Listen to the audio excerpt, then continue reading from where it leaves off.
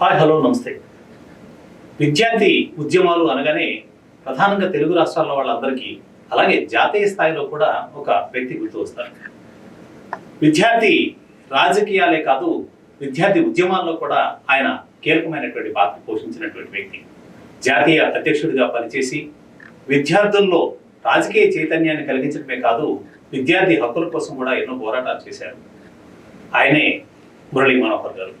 తను ప్రస్తుతం పూర్తి స్థాయిలో దీనికి సంబంధించినటువంటి ఏబీవీపీకి సంబంధించినటువంటి కార్యక్రమాలను నిర్వహిస్తున్నప్పటికీ ఏబీవీపీ జాతీయ అధ్యక్షుడిగా పనిచేసినటువంటి ఆయన అనుభవాలు, అలాగే జాతీయ రాజకీయాల్లో వస్తున్నటువంటి మార్పులు, ప్రస్తుతం విద్యార్థులు ఎదుర్కొంటున్నటువంటి సమస్యలు, వివిధ రంగాల్లో వాళ్ళ ప్రమేయం ఎలా ఉంటుంది, అలాగే R&Dలో విద్యార్థుల ప్రమేయం తగ్గిపోవడానికి కారణాలేంటి, ఇలాంటి వివిధ అంశాలను మనం చర్చించుదాం.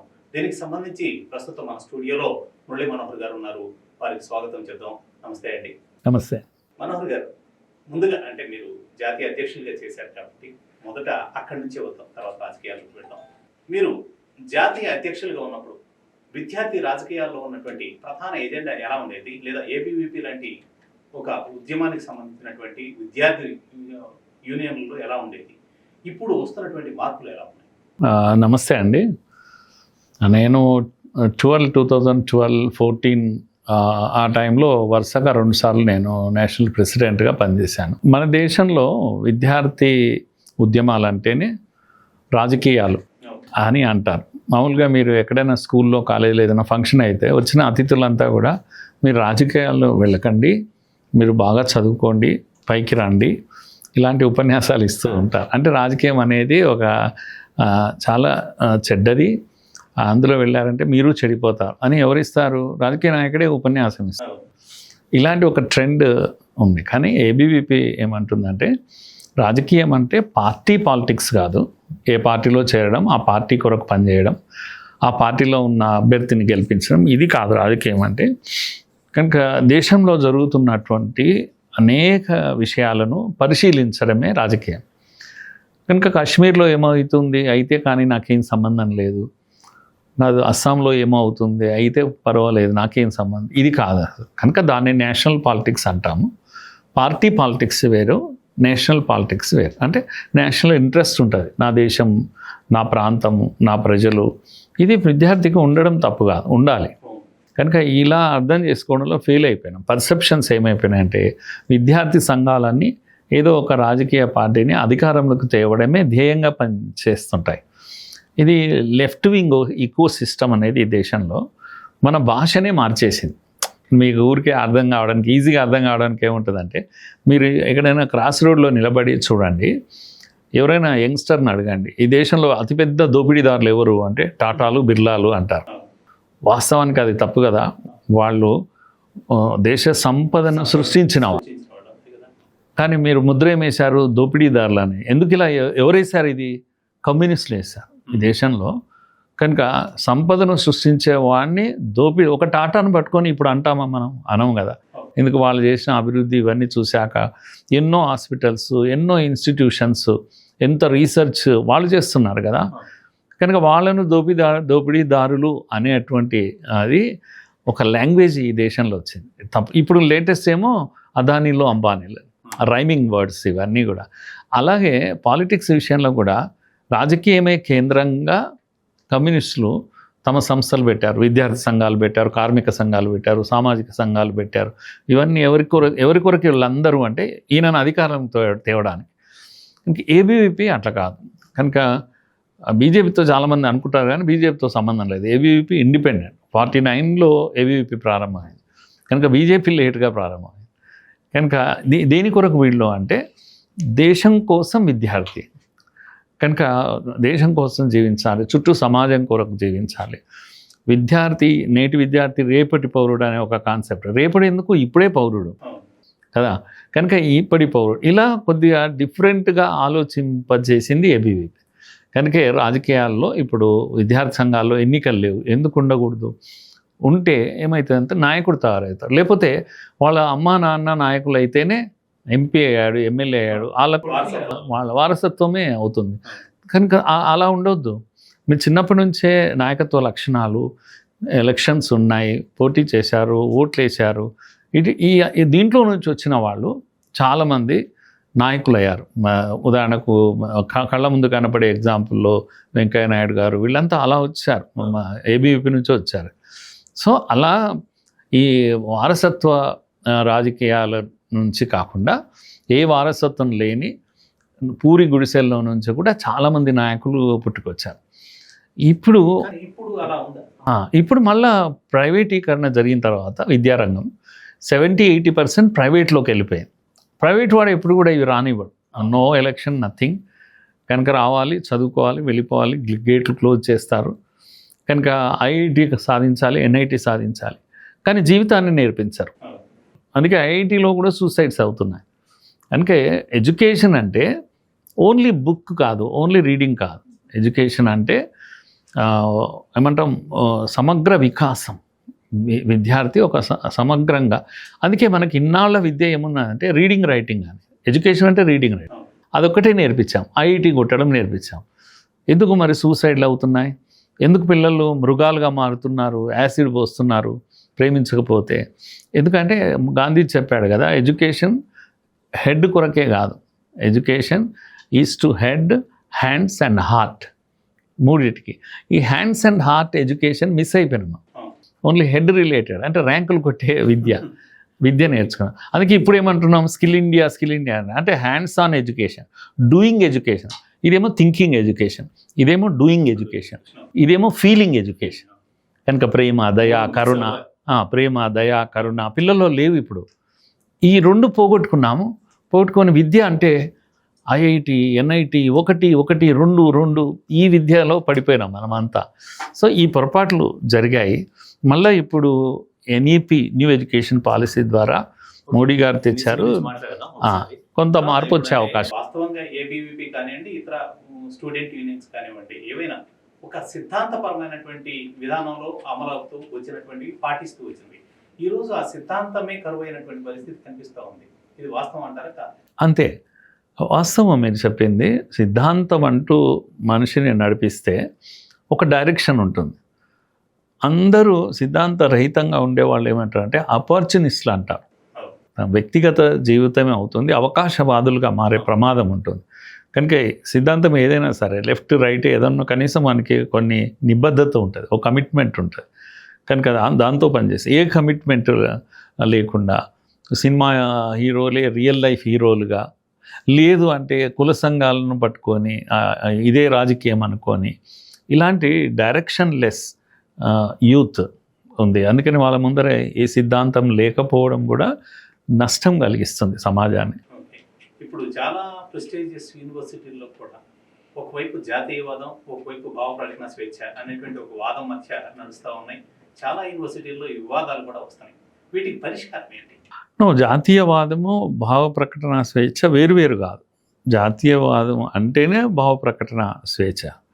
కనుక స్వేచ్ఛ ఉండాల్సిందే, మాట్లాడే హక్కు. చాలా యూనివర్సిటీలు ఈ మధ్య కాలంలో జరిగినటువంటి సంఘటనలు కూడా ఈ రెండింటి మధ్య వివాదంగానే చూపించుతూ వచ్చినాయి కదా. చూపిస్తున్నారు కానీ అది వాస్తవం కాదు. మేము కూడా అంటే జాతీయవాదం వైపు నుంచి పనిచేసినాం కదా, మాట్లాడే హక్కు మాకు కావాలనే అన్నాం. కనుక మాట్లాడే హక్కు కావాలి కనుక నేను ఏదైనా మాట్లాడతాను అనడం, బాధ్యత రహితంగా మాట్లాడతాను అనడం అనేది, నేను ఏది మాట్లాడుతాను దానికి కట్టుబడి ఉండాలి, దాన్ని నిజంకు దగ్గరగా ఉండాలి, అవసరమైతే ఎవిడెన్స్ చూపించగలగాలి. ఇప్పుడు మిమ్మల్ని నేను ఐఎస్ఐ ఏజెంట్ అంటానండి, నన్ను అరెస్ట్ చేయడానికి మీరు కేసు పెడితే నాకు ఈ దేశంలో భావ ప్రకటన స్వేచ్ఛ లేదా అని అంటాను. అంటే కాస్త దగ్గర మీరు కనీసం ఒక ట్రైనింగ్లో ఏదైనా పాల్గొన్నారు, లేకపోతే వాళ్ళ దగ్గరికి ఇక్కడ మీరు ఉన్నారు, నేను చూశాను, నా దగ్గర ఎవిడెన్స్ ఉంది, లేకపోతే ఓ ఫోటో ఉంది కదా, ఇది చూడండి, దీన్ని ఏమంటారు మీరు అని నేను ప్రశ్నించేటట్టు ఉండాలి కదా. కనుక ఆ విచ్చలవిడితనము వేరు, భావ ప్రకటన స్వేచ్ఛ వేరు. స్వేచ్ఛ ఉండి తీరాలి, అందరికీ మాట్లాడే హక్కు ఉండాలి, ప్రశ్నించే హక్కు ఉండాలి తప్పకుండా. విచక్షణ రహితంగా కాకుండా కాస్త విచక్షణత కూడినటువంటిదే ఉండాలి.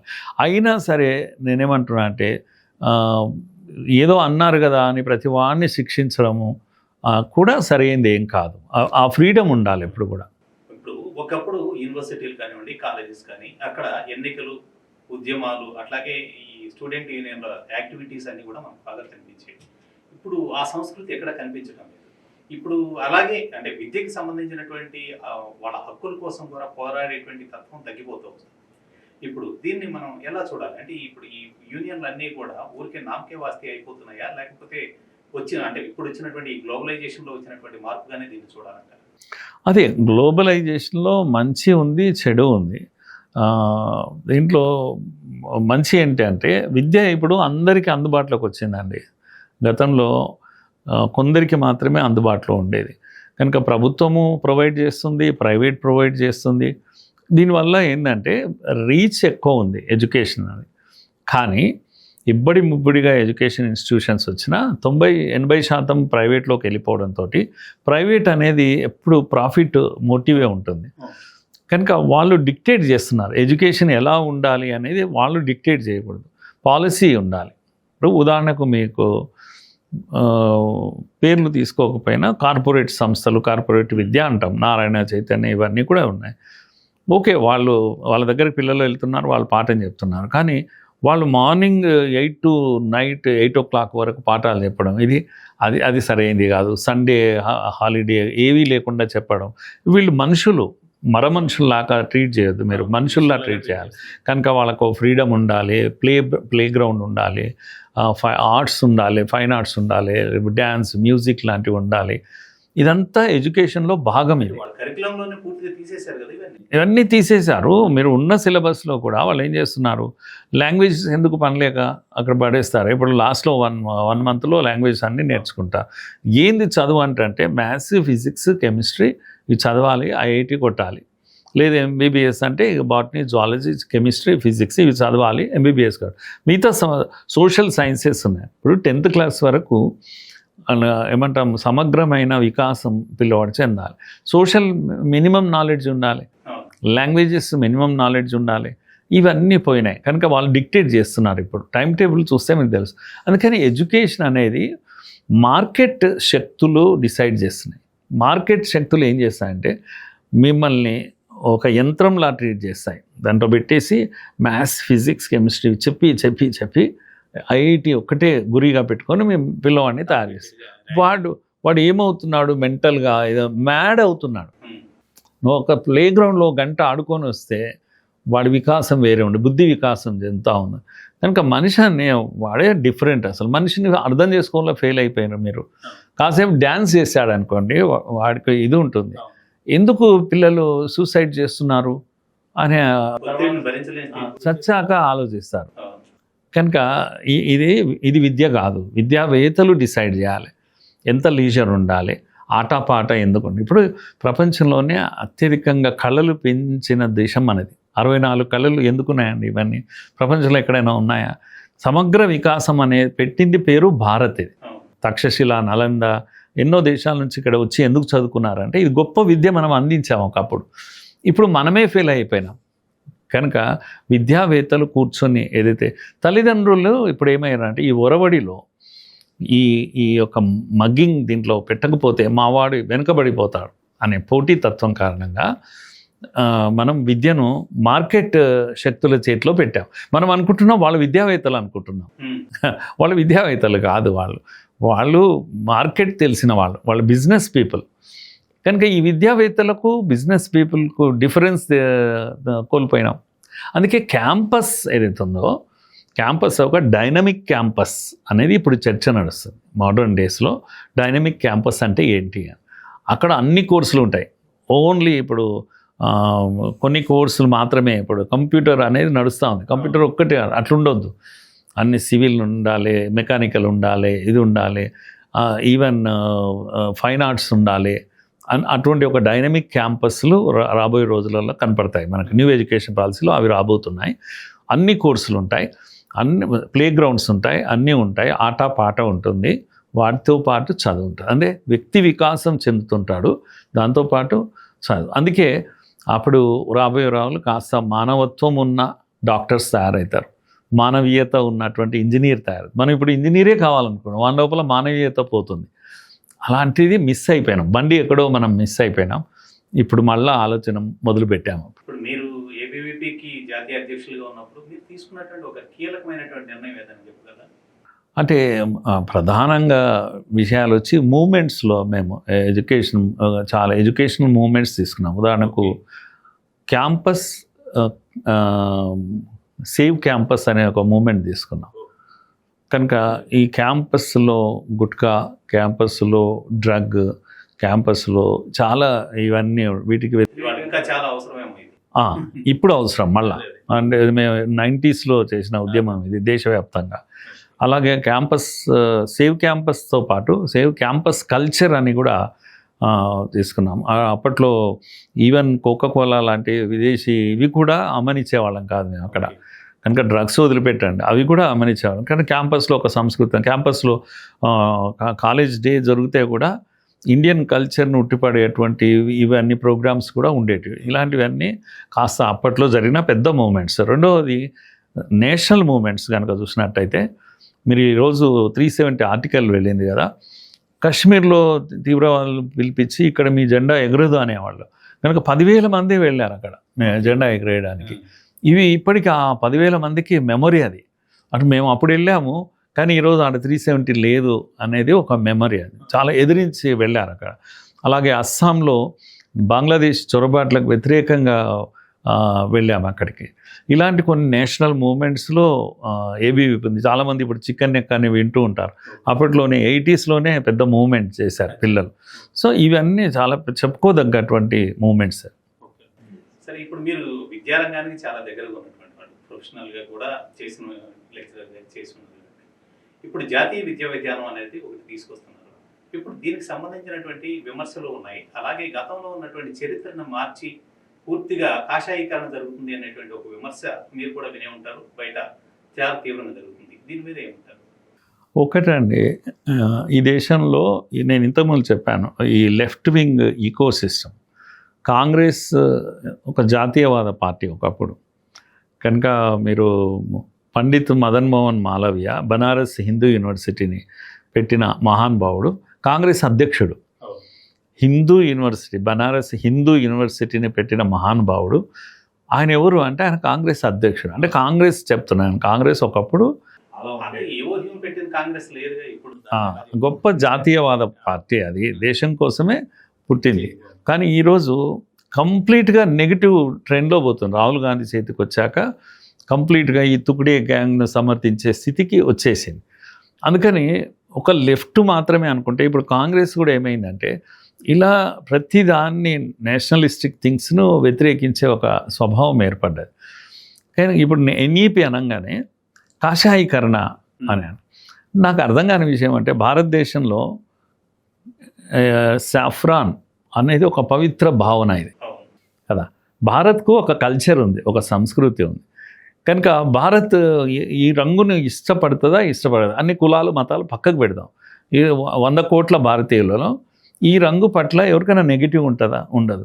మరి ఎందుకు కాషాయీకరణ అనే ఒక ఎలర్జిక్ పదంగా వాడుతున్నారు మీరు? కనుక మీ థాట్ ఏముందంటే ఈ కల్చర్ రానివ్వద్దు ఈ దేశంలో. నేను ఎన్ఈపీలో ఏముంది అనే తర్వాత విషయం చెప్తున్నా. కానీ థాట్ ఏముంది? కాషాయీకరణను వ్యతిరేకించాలి. వై అని నేను అడుగుతాను. Why you oppose saffron? Saffron is the culture of this nation అనేది ఒక పాయింట్. రెండవది ఏంటంటే, వేర్ ఈజ్ సాఫ్రాన్? ఎడ్యుకేషన్ అనేది ఒక పాలసీ మారుతుంది. పాలసీలో నేను ఇంతకుముందు చెప్పాను, చాలామంది ఏంటంటే సిలబస్ మారుతుంది. సిలబస్ వేరు, పాలసీ వేరు. కోఠారి కమిషన్ తర్వాత ఇంత పెద్ద మార్పులు తీసుకొచ్చింది ఇప్పుడే మనకు. కనుక 36 ఏళ్ల క్రితము రాజీవ్ గాంధీ ఉన్నప్పుడు ఒక ఎడ్యుకేషన్ కమిషన్ వచ్చింది. తర్వాత 36 ఏళ్ల నుంచి ఏ మార్పు లేదు. 36 ఏళ్ల నుంచి మొబైల్ లేదు. 36 ఏళ్ల క్రితం ఇంటర్నెట్ లేదు. ఇప్పుడేమో ఇంటర్నెట్ కాదు, ఇంటర్నెట్ ఆఫ్ థింగ్స్ వచ్చేసింది, ఏఐ వచ్చేసింది. ఇప్పుడు కూడా మారొద్దా? విద్యారంగం మారాలి. ఎవరైనా అదే 36 ఏళ్ల నాడు ఉండాలి అని చెప్పేవాడు. అది కాదు కదా, పూర్తిగా ఇందులో ఉన్నటువంటి చరిత్రకు సంబంధించినటువంటి అంశాలన్నీ పక్కదో పట్టిస్తున్నారు అనేది. ఎడ్యుకేషన్ అంటే చరిత్ర ఒకటే కాదు. నా పాయింట్ తర్వాత చరిత్ర సిలబస్ అనేది కాసేపు పక్కకు పెడదాం. ఎడ్యుకేషన్ అంటే అన్ని సబ్జెక్ట్స్ ఉంటాయి, బోధనా పద్ధతి ఉంటుంది, బోధనా విధానం ఉంటుంది, మారుతున్న ఇన్స్టిట్యూషన్స్ ఉన్నాయి మోడర్న్ డేస్కు తగ్గట్టుగా. నేనేమంటున్నా అంటే 10+2+3 సిస్టమ్ ఉండేది ఇంతకుముందు. ఇప్పుడు చాలామందికి 5-3-3-4 అనే సిస్టమ్ వచ్చింది. దీని మీద ఎవరు చర్చ చేయరు. ఏంది ఇది, ఎందుకు 5-3-3-4, దీని మూలం ఏంటి అనేది ఎవరు చెప్పరు. కనుక నేను బేసిక్ విషయాలు 1-2 చెప్పేస్తాను. నేను ఈ 5 అనేది ఏంటంటే, ఇంతకుముందు 3 years బేబీ 6 years వచ్చే లోపల గ్రోత్ ఉంటుంది కదా, శరీరమే కాకుండా బ్రెయిన్ కూడా గ్రోత్ ఉంటుంది. కనుక బ్రెయిన్ 6 years వచ్చే లోపల ఆల్మోస్ట్ గ్రోత్ అయిపోతుంది. ఇంకా 20 ఏళ్ళ వరకు శరీరం పెరుగుతూనే ఉంటుంది. కానీ బ్రెయిన్ మాత్రం 3-6 ఏళ్ళ మధ్యలో విపరీతంగా సెల్ డివిజన్ జరుగుతుంది. ఆ టైంలో ఆ పిల్లలను ఎలా డీల్ చేస్తున్నావు అని వ్యక్తిత్వం అంతా అక్కడే తయారవుతుంది. కనుక 3 ఏళ్లలో మన పిల్లలు దేశం అంతా చూడండి ఎక్కడ ఉన్నారు, ఇంటి దగ్గర ఆడుకుంటున్నారు. డబ్బున్న వాళ్ళకు మాత్రం ఏమున్నాయి, ఎల్కేజీ యూకేజీ ఇవన్నీ ఉన్నాయి. మరి డబ్బు లేని వాళ్ళు 6 ఏళ్ళు 5 ఏళ్ళు వచ్చాక మెల్లగా స్కూల్కి వస్తారు. కనుక అందుకే డబ్బున్న పిల్లలందరూ ఎడ్యుకేషన్లో ఫాస్ట్ ఉన్నారు. పేద పిల్లలు ఎవరైతే 5 ఏళ్ళ తర్వాత స్కూల్కి వస్తున్నారో వాళ్ళు వెనుకబడిపోతున్నారు, వాళ్ళు మొద్దులు అని ముద్ర వేస్తున్నారు. అందుకని ఇప్పుడు ఈసీసీ అంటాం, early childhood care and education. Care అంటే ఫుడ్ కూడా, ఆ గ్రోత్ బ్రెయిన్ బాగా గ్రోత్ ఉన్నప్పుడు మంచి ఆహారం ఇవ్వాలి, పోషకాహారం. ఇది ఈ ఎన్ఈపిలో ఉంది. అందుకని పేదోడు ధనికుడు తేడా లేకుండా 3 ఏళ్ళ నుంచి 6 ఏళ్ళ వరకు ఏదైతే ఉంటుందో ఆ గ్రోత్ ప్రాపర్గా గ్రూమింగ్ ఉంటుంది. ప్రభుత్వం దగ్గరికి సుమారుగా 15-20 కోట్ల మంది ప్రభుత్వం పెట్టేటువంటి ఈసీసీ స్కూల్స్కి వచ్చేస్తారు. కనుక ఈ ఎల్కేజీ యూకేజీ డబ్బున్న వాళ్ళకు ఉండేది కదా, డబ్బు లేని పిల్లలకు కూడా ఆ విద్య వస్తుంది. ఇప్పుడు రావడం వల్ల ఏమంటాము, దాన్ని ఈక్వలైజర్ అని అంటాం. అందరం కూడా ఒక లైన్ గీస్తే రన్నింగ్ రేస్లో డబ్బున్నవాడు 3 ఏళ్ళు ముందు పోతున్నాడు, వీడు వెనకాల పడుతున్నాడు. ఇప్పుడు లైన్ స్ట్రైట్ లైన్ వచ్చింది, అందరూ ఒకేసారి ఇది చాలా పెద్ద మార్పు వస్తుంది దేశంలో. ఇలా కొన్ని విషయాలు అట్లాగే మీకు ఇంతకుముందు చెప్పినా కదా, సమగ్ర వికాసం. నీకు 6th క్లాస్ నుంచి అందరికీ వొకేషనల్ విద్య తప్పనిసరి అవుతుంది. 6th క్లాస్ నుంచి డ్యాన్స్, మ్యూజిక్ లాంటివన్నీ ఉంటాయి. ఈ అన్నిటికీ ప్రోగ్రెస్ కార్డులో ప్లేస్ ఉంటుంది. కనుక మ్యూజిక్ కూడా ప్లేస్ ఉంటుంది. ఇప్పుడు సచిన్ లాంటి వాడు 10th ఫెయిల్ అయ్యాడు, సచిన్ తెండూల్కర్, కానీ క్రికెట్లో సూపర్ స్టార్ అయ్యాడు. వాళ్ళ అమ్మ ఐఐటి అని మనలాగా హైదరాబాద్లో నింటే ఏం చేస్తుంది, తీసుకెళ్ళి నారాయణ చైతన్యలో పడేస్తుంది, క్రికెట్ బంద్ చేస్తుంది. కానీ వాళ్ళ అమ్మ గొప్పది కనుక గ్రౌండ్కి పంపించింది కనుక ఈరోజు ప్రపంచానికి ఒక క్రికెటర్ చూపించారు. కనుక చదువు ఒక్కటే సమస్తం కాదు ఇది. ఇప్పుడు న్యూ ఎడ్యుకేషన్లో ఏమవుతుందంటే ఈ విధంగా అన్నిటికీ మార్కులు ఉంటాయి. 360 degrees గ్రోత్ అంటాం. అందుకని మూలాలు మారుతున్నాయి. నా పాయింట్ అంతా ఏంటంటే ఎడ్యుకేషన్ యొక్క, నేను ఇంతకుముందు చెప్పిన, ఎడ్యుకేషన్ అంటే హెడ్ కాదు, it is to head, heart and hands. 3 doing education, feeling education, thinking education, ఇవి కొత్త విద్యా విధానంలో వస్తున్నాయి. దీన్ని కాషాయీకరణ అంటాము అంటే మూర్ఖత్వం అవుతుంది. దీంట్లో దెర్ ఇస్ నథింగ్ కాషాయం. మనం ఫాలో అవుతున్నటువంటి మెకానిజీ సిస్టమ్ మొత్తాన్ని కూడా మార్చేస్తారా? సమూలంగా మారుతుంది విద్యా విధానం. ఇప్పటికీ ఇదేంటంటే విద్య అనేది స్టేట్ సబ్జెక్ట్, సెంట్రల్ సబ్జెక్ట్ కావడం వల్ల తాము అధికారం లేని దగ్గర మోడీ ప్రభుత్వం ఏం చేయలేకపోతుంది. కానీ చాలా నష్టం జరుగుతుంది జనరేషన్స్. గుడ్డిగా మోడీ తెచ్చాడు కనుక మేము వ్యతిరేకిస్తాం అనడం వల్ల జనరేషన్స్ నష్టపోతాయి. కనుక ఇవి కంప్లీట్గా, ఇది కస్తూరి రంగన్ లాంటి ఒక పెద్ద శాస్త్రవేత్త 10 మంది విద్యావేత్తలు కలిసి తయారు చేసింది. ఇది నూతన విద్య కొత్త డైరెక్షన్ ఇస్తుంది విద్యా విధానానికి. అందుకని దీన్ని అందరం చదవాలి. చదివితే కానీ అర్థం కాదు. ఇది చాలా మార్పులు వస్తాయి. మీరు ఉన్న స్కిల్ అనేది పార్ట్ ఆఫ్ ఎడ్యుకేషన్ అవుతుంది. ఇప్పుడు స్కిల్ లేకుండా పిల్లలు బయటకు వస్తున్నారు, చదువుకుంటున్నారు. ఇలాంటివన్నీ సమగ్ర వికాసం అనేది కొత్త విద్య, హోలిస్టిక్ ఎడ్యుకేషన్ అంటాం, దీంట్లో ఉంటుంది. మనకు ఆ మార్పులు వస్తాయి. జాతీయ అంశాల్లోకి వచ్చాం కాబట్టి ఇంకొక విషయం, ఇప్పుడు అంటే NDA 2కి NDA 3కి చాలా తేడా కనిపిస్తుంది. 2లో ఉన్నటువంటి పరిపాలన ఆ రోజున పూర్తి సంపూర్ణ మెజారిటీ తోటి ఉన్నటువంటి బీజేపీ అనుకున్నటువంటి ఎజెండా, రామ జన్మభూమి కావచ్చు, ఆర్టికల్ 370 కావచ్చు, ఇలాంటి నిర్ణయాలు తీసుకోగలిగింది. ఇవాళ మిత్రపక్షాలతోటి ఆధారపడ్డటువంటి స్థితిలో ఇలాంటి కీలక నిర్ణయాలు తీసుకునే అవకాశం ఉందా? ఇప్పుడు అంటే చంద్రబాబు కావచ్చు, నితీష్ కావచ్చు, ఇంకొకరి మీద ఆధారపడి ప్రభుత్వం నడుస్తున్నటువంటి స్థితి. సో మీ కోర్ ఎజెండాని అమలు చేసేటువంటి అవకాశం ఉంటుందా? వాళ్ళ ఒత్తిళ్లకు అనుగుణంగానే మీరు నిర్ణయాలు తీసుకునేటువంటి పరిస్థితి ఉంటుందా? అట్లా నేను కూడా politics, I'm not there in to politics, but outside అబ్జర్వర్గానే నా ఇది ఏంటంటే, ఈ ఇప్పుడు వచ్చిన ప్రభుత్వం నంబర్ తక్కువ ఉంది, 2 పార్టీల పైన ఆధారపడి నితీష్ అండ్ చంద్రబాబు గారు. ఈ రోజు వరకు కూడా 2 years దాటిపోయింది కదా, ఈ రోజు వరకు కూడా ఒకరోజు డిస్టర్బ్ అయ్యారు లేదా కొన్ని డిమాండ్ పెట్టారు చంద్రబాబు గారు, ఉంటుందా ఏమన్నా అవుతుందా అనే ఒక భయము ఎక్కడ కూడా ఒక్కసారి కూడా తొణికినట్టుగా లేరు. నార్మల్గా నంబర్ ఉన్నప్పుడు లేనప్పుడు ఒకేలాగా ఉంది. అది గొప్ప విషయం మనం ఇప్పటికి చూస్తున్నది. అట్లాగే నంబర్ విషయంలో నంబర్ కారణంగా ఎక్కడన్నా ఆగిపోతారనే మోడీలో ఎక్కడ కనిపించడం లేదు. ఉదాహరణకు మహిళా బిల్ పెట్టారు, మొన్న పెట్టారు, ఓడిపోయారు. నంబర్ లేదు కనుక ఓడిపోయారు, పర్వాలేదు, అయినా ముందుకు వెళ్తూనే ఉన్నారు.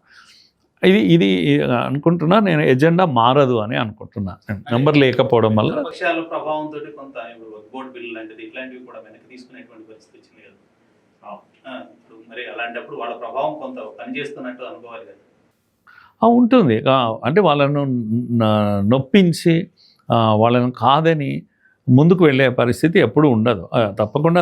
కానీ నేనేమనుకుంటున్నా అంటే దానికన్నా వాళ్ళన్నిటికీ అవునని ముందుకు వెళ్తూ ఉంటే వాళ్ళే మూవ్ అవుతున్నప్పుడు మోడీకి వచ్చిన ప్రమాదం ఏమీ లేదని నేను అనుకుంటున్నాను. మీరు చెప్తున్న దాంట్లో కూడా 2 సార్లు 3 సార్లు ప్రస్తావించిన మోడీ ప్రస్తావిస్తున్నారు. వ్యక్తి ఆరాధనను పూర్తిగా వ్యతిరేకించేటువంటి బీజేపీ ఇవాళ మోడీ చుట్టూ తిరుగుతూ ఉంది. ఏమో దీన్ని ఎలా చూడాలి? అంటే మీ సిద్ధాంతానికి వ్యతిరేకమైనటువంటి అభిప్రాయం లేదా? ఇప్పుడు వాజ్పేయి గారు ఉన్నప్పుడు వాజ్పేయి గారు చుట్టే తిరిగింది, ఇందిరాగాంధీ ఉన్నప్పుడు ఇందిరాగాంధీ చుట్టే తిరిగింది. కాంగ్రెస్ వేరు బీజేపీ మామూలుగా సిద్ధాంతికంగా 2 ఐడియాలజీ పరంగా అయితే 2 వేరు ఖచ్చితంగా, అందులో డౌట్ ఏం లేదు. సో వాజ్పేయి గారు ఉన్నప్పుడు ప్రభుత్వపరమైనటువంటి అంశాల మీద వాజ్పేయి గారికి ఉండొచ్చు, బట్ కానీ ఇప్పుడు మోడీ జమానా అనే మాట్లాడేటువంటి పరిస్థితి వచ్చింది పూర్తిగా. ఇప్పుడు మరి ఇది అంటే మీకు సంబంధించినంత వరకు భారతీయ జనతా పార్టీ కానీ ఇది పూర్తిగా వ్యక్తి ఆరాధనను ప్రోత్సహిస్తున్నటువంటి తీర్పు కనిపించటం లేదు. మీరు అన్నట్టుగా విపరీతంగా మోడీ పేరు వాడడం అనేది జరుగుతూ ఉంది. 1 man సెంటర్గా, ఇంకా కొద్దిగా అయితే 2 సెంటర్గా అని మాట్లాడుతున్నారు. కనీసం మరి ఆయన ఎందుకు కలుపుతున్నారో తెలియదు అమిత్ షాను.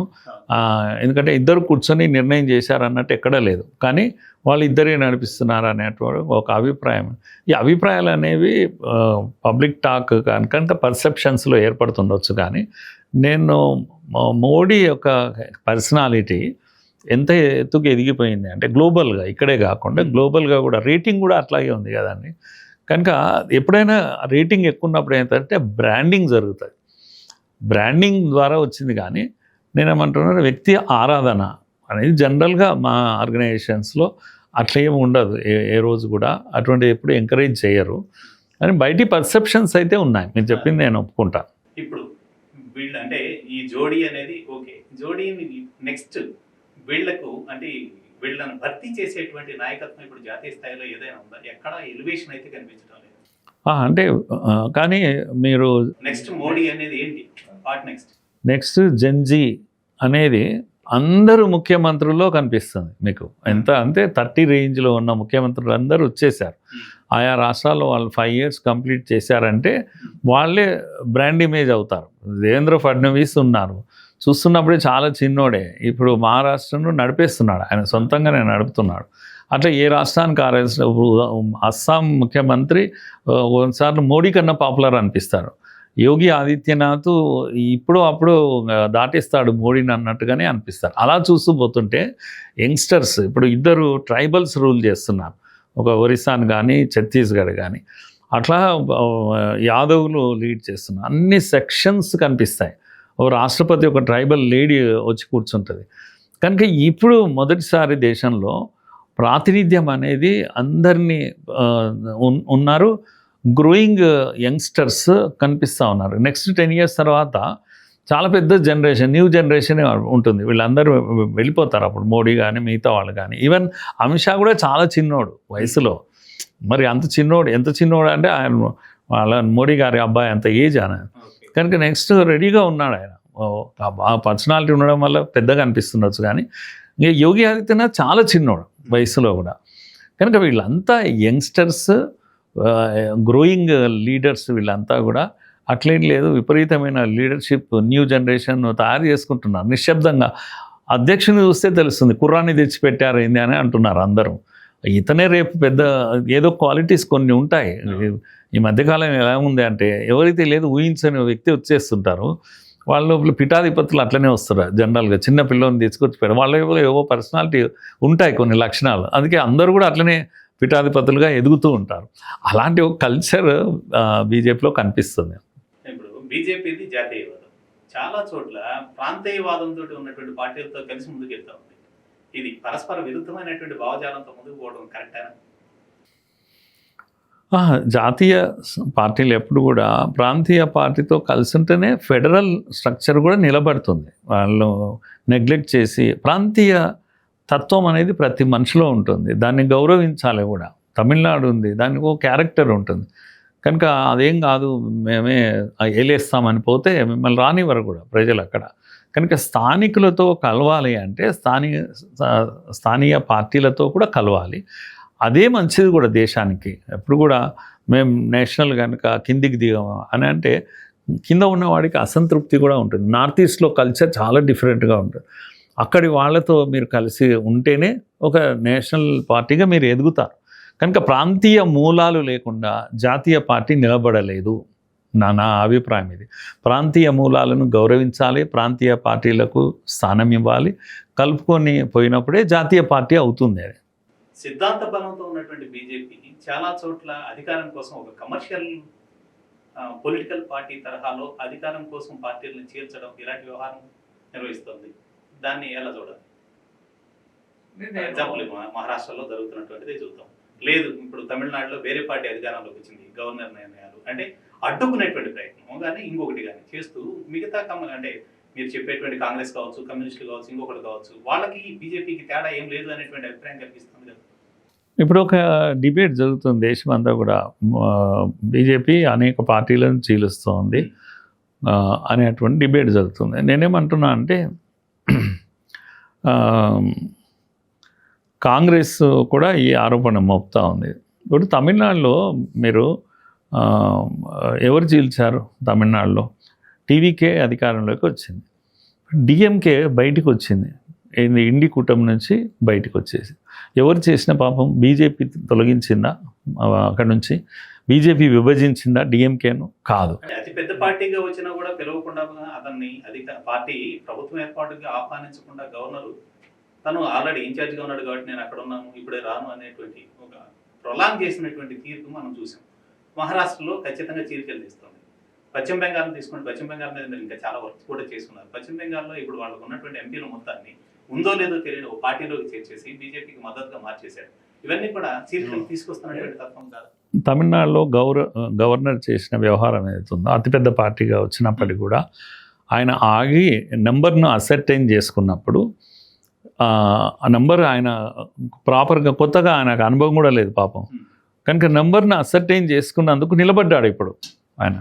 లేకపోతే కుప్పకూలిపోయేది అది. వాస్తవంగా ఆయన చేసింది ఏంటంటే మీల్ చేశారు. నువ్వు పెద్ద పార్టీగా వచ్చారు, నిరూపించుకోవాల్సినటువంటి వేదిక ఈయన కాదు కదా, ముందు చెప్పాల్సింది. ఉన్న పార్టీలో అతి పెద్ద పార్టీ, నేను ప్రభుత్వం ఏర్పాటు చేస్తాను ముందుకు వచ్చాను కాదు అని చెప్పాల్సిన అవసరం లేదు.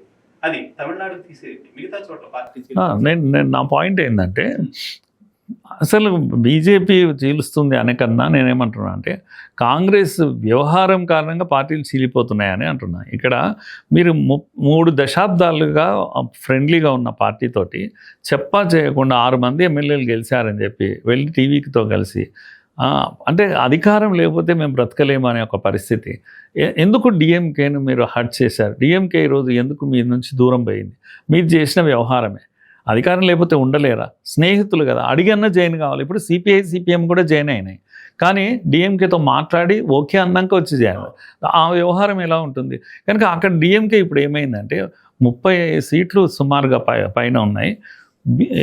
బీజేపీకి సపోర్ట్ చేసే స్థితి వచ్చేసరికి ఇప్పుడు దేశంలో వాతావరణమే మారిపోయింది. బీజేపీ యొక్క నంబరే మారిపోయినట్టు లెక్క. 30 సీట్లు అంటే మామూలు కాదు. ఇప్పుడు మీరు అదేంది బెంగాల్ చెప్పారు, బెంగాల్లో ఎవరు చీల్చారు అంటే ప్రజలు మీరు వేటాడి కొట్టి అంటూ ఒక పరిస్థితి. టీఎంసీలో ఉంటే దెబ్బలు తింటాం, కనుక విడిపోతే బాగా అనేటువంటి ఒక పరిస్థితి. ఎంత నియంత్రితం అంటే కాంగ్రెస్ వాళ్ళు తమ ఆఫీసెస్ మళ్ళీ ఓపెన్ చేసుకున్నారు, ఇప్పుడు పండుగ చేసుకుంటున్నారు, అంటే వీళ్ళు బంద్ పెట్టారని అర్థం. సిపిఎం కూడా ఆఫీసులు ఓపెన్ చేసుకున్నారు. డెమోక్రసీ ఎడ ఉంది? ఎంపీలంతా బయటికి వెళ్ళడానికి బీజేపీ కారణం అనేటువంటిది దేశం అంతా అనుకుంటున్నటువంటిది కళ్ళ ముందు కనిపిస్తుంది కదా. వాళ్ళు పారిపోయి టీఎంసీతో ఉంటే ప్రజలు కొట్టేటట్టుగా ఉన్నారు. వాళ్ళు పారిపోయి బీజేపీతో కలవలేదు, ఏదో పనికిరాని ఓ పార్టీ త్రిపుర పార్టీలో కలిసి వాళ్ళంతా ఒక కూటమిగా ఏర్పడ్డారు. నా పాయింట్ ఏంటంటే ఈ దేశమంతా మీరు చూస్తే మీరు మీ పార్టీని చక్కదిద్దుకునే స్థితి. ఇప్పుడు ఆయన పేరేం పేరు, మమతా బెనర్జీ అల్లుడు ఆయన అభిషేక్ ఉన్నాడు కదా, అభిషేక్ యొక్క భయం ఎంత ఉంది అంటే ఆయనతో ఉంటే ప్రజలు కొడతా ఉన్నారు. కనుక వాళ్ళ నియంతృత్వం ఇది అధికారంలో ఉన్న ఫ్యామిలీ పార్టీస్, ఇవన్నీ కూడా ఫ్యామిలీ పార్టీస్. ఈ ఫ్యామిలీ పార్టీ ఉదాహరణకు శివసేన ఉంది, ఉద్ధవ్ థాకరే వాళ్ళ అబ్బాయి ఉద్ధవ్ థాకరే ఒక నియంతృత్వం ఎంత ఉంటుందంటే ఎప్పుడు అవకాశం వస్తే అప్పుడు బయటికి పోదాం అనేటువంటి ఒక స్థితి. ఏంటంటే మీ దగ్గర లోపం పెట్టుకొని వాళ్ళు వచ్చి మమ్మల్ని చీల్చారు, వాళ్ళు వచ్చి మమ్మల్ని చీల్చారు, అసలు మీ దగ్గర లోపం ఎందుకు అని అంటారు. ఉదాహరణకు ఈడీ సిబిఐ ఇది కూడా ఒకటి చెప్తా ఉంటారు. నేను మా ఇంటికి ఈడీ రానివ్వండి, ఈడీ సిబిఐ ఐటీ అందరూ వచ్చి మా ఇంటి మీద పడ్డారు అనుకోండి, నేను జంకుతానా? నా దగ్గర ఏం లేదనుకోండి, ఏముంటుంది? మీరు తెచ్చింది ఏదైనా ఉంటే నాకు ఇచ్చిపోవాలి. మరి మీకు భయం ఎందుకు వేస్తుందని అంటున్నాను. వాళ్ళ డ్యూటీ వాళ్ళు చేస్తారు, వస్తారు కదా. టార్గెట్ ఏముంటుంది?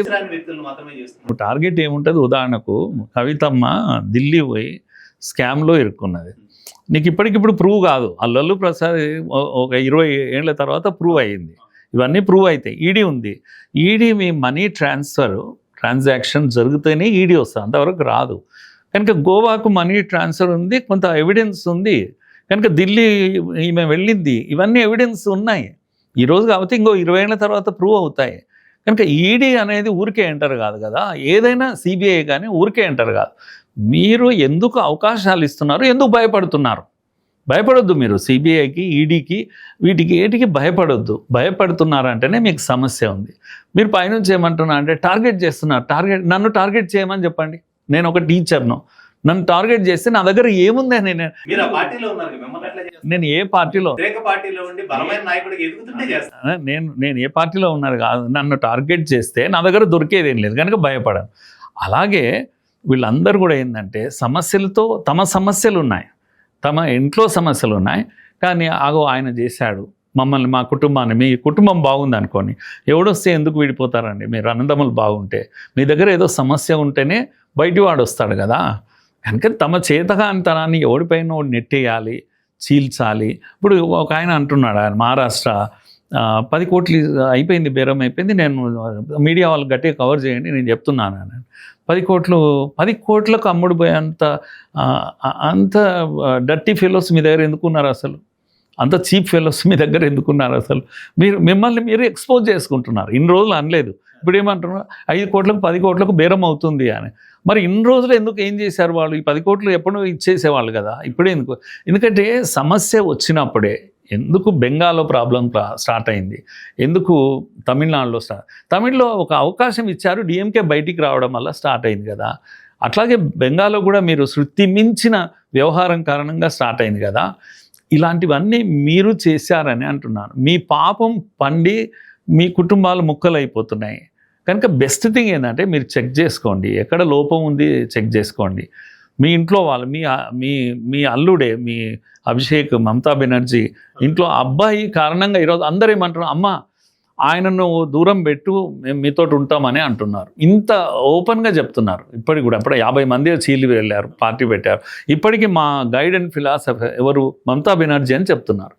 ఇక ఆయన ఒక్కటి లేకుంటే ఆయన ఒక్కరిని వదులుకోలేకపోతుంది. ఆయన కారణంగా అంత నియంతృత్వం నడిపిస్తున్నాడు ఆయన కదా. సో ఇది సమస్య కాదు, దీని మీద ఎవరు మాట్లాడరు. మాట్లాడేదంటే వాళ్ళు చీలుస్తున్నారు, బెంగాల్లో చీలుస్తున్నారు. ఎందుకు చీలుస్తారు అంటే చాలా స్టేట్స్ లో చీలికలు కనిపిస్తా ఉన్నాయి కదా, కాదని ఎలా చెప్తాం, కళ్ళ ముందు కనిపిస్తున్నాయి. అందుకే ఎందుకు చీలిపోతున్నారని నేను అంటున్నాను. మీలో సమస్య పెట్టుకొని ఎక్కడో దగ్గర మీ దగ్గర ప్రాబ్లం ఉంటేనే శత్రువు ఎంటర్ అవుతారు. మన హెల్త్ ఇంటర్నల్గా బాగాలేకపోతే ఈ వైరస్ కానీ ఇవి కానీ ఎంటర్ అవుతాయి. మనం స్ట్రాంగ్ ఉన్నప్పుడు అవి ఎంటర్ కావు ఎప్పుడు కూడా. కనుక ఈ రాజకీయాల్లో ఈ టాక్ ఎప్పుడు నడుస్తూనే ఉంటుంది. మోడీ ఒకడే కాదు, గతంలో హోల్సేల్ అయ్యేది, అంటే మొత్తం పార్టీ పోయేది. ఎన్టీ రామారావు లాంటి ఒక పెద్ద ఆయన ప్రజాభిమానం ఉన్నటువంటి వ్యక్తి అట్లా తీసి కొడితే ఏమైపోయింది, పడిపోయింది కదా. కనుక ఇలాంటి దుర్మార్గాలు జరిగేవి. ప్రభుత్వాలను డిస్మిస్ చేసేది. ఆయన ఒక సీఎం ముక్కు బాగాలేకపోతే కూడా కేంద్రం నుంచి ఆర్డర్ వచ్చేది, ప్రభుత్వం పడిపోయేది ఏకంగా. ఒక్క ప్రభుత్వం కూడా పడలేదు, 12 ఏళ్లలో ఒక్క ప్రభుత్వం కూడా పడలేదు కదా. కనుక అది మాట్లాడారు ఎప్పుడు కూడా. చీల్చారు ఎవరు చీలుస్తారు అసలు? సరే, బీజేపీ స్ట్రాటజీ సౌత్లో ఎందుకు వర్కౌట్ అవడం లేదు? నార్త్లో అంతగా వర్కౌట్ అవుతున్నటువంటిది సౌత్ స్టేట్స్ ఏవైనా సరే, ఆంధ్రప్రదేశ్ కావచ్చు, తెలంగాణ కావచ్చు, లేకపోతే కేరళ కావచ్చు, తమిళనాడు కావచ్చు, వీటిలో ఎందుకు వర్కౌట్ అవడం? కర్ణాటకలో పవర్లో ఉంది, పడిపోయింది, మళ్ళీ పవర్లోకి వస్తుంది, సమస్య ఏం లేదు. ఆంధ్రప్రదేశ్లో పవర్లో ఉంది ఇప్పుడు కూడా, గోవాలో పవర్లో ఉంది, సౌత్ అది బలమైన ఇది కాదు కదా అక్కడ కూటమి ఇదిలో ఉండడమే తప్ప అదే ఏదో ఒక పేరు మీద పవర్లో ఉంది. అదేది పాండిచ్చేరిలో పవర్లో ఉంది, గోవాలో పవర్లో ఉంది, తెలంగాణలో అటు ఇటు ఉంది, సగం ఉంది. నేను ఏమంటున్నా అంటే సౌత్ అనేది కంప్లీట్గా లేదు అని అనుకోవడం అనేది అది ఒక పర్సెప్షన్, అట్లా డెవలప్ చేశారు. కనుక కాంగ్రెస్ కర్ణాటకలో ఉంది, కేరళలో కాంగ్రెస్ పరిస్థితి గంతవరకు.